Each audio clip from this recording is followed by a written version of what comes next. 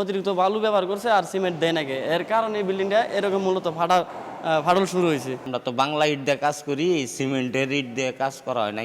এই স্পর্শকাতর ভবন যাতে টেকসই হয় এবং এই যে ধরনের ফাটল এবং ঝুঁকি সৃষ্টি হয়েছে সেগুলো যাতে না হয়। নতুন ভবনের বিভিন্ন স্থানে ফাটল, কোথাও দেয়ালে আবার কোথাও পিলারে ফাটল। শ্রমিকরা ব্যস্ত ফাটলে সিমেন্টের প্রলেপ দেওয়ার কাজে। 2022 সালের 30 জুন জামালপুর জেনারেল হাসপাতালের নতুন 6তলা ভবনের কাজ শুরু হয়। তমা কনস্ট্রাকশন নামে একটি প্রতিষ্ঠান দরপত্র পেলেও নির্মাণ করে সাব ঠিকাদার স্থানীয় সোহরাব হোসেন বাবুল। 2024 সালের 28 মার্চ ভবনের দ্বিতীয় তলা নির্মাণ শেষ হলে হাসপাতাল কর্তৃপক্ষের কাছে হস্তান্তর করা হয়। এরপর সেখানে হাসপাতালের এক্স-রে ও ল্যাবরেটরি বিভাগের কাজ শুরু হলেও 2 মাসের মধ্যে দেখা দেয় ফাটল।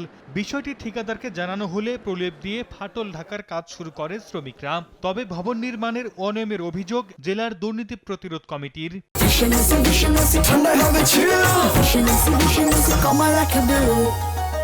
যে পরিমাণে ফাটা, এই ফাটা পরিমাণে তাতে বোঝা যায় এই বিল্ডিংটা আসলে মানে বেশি দিন টিকবে না। এই কাজে যে দুর্নীতি এবং অনিয়ম অসঙ্গতি তার ক্ষত চিহ্নগুলো এই ফুটে উঠেছে এই ফাটলগুলোর মধ্য দিয়ে। তবে ফাটলের কারণ অনুসন্ধান ও স্থায়ী সংস্কারের জন্য গণপূর্ত বিভাগকে চিঠি দিয়েছে হাসপাতাল কর্তৃপক্ষ।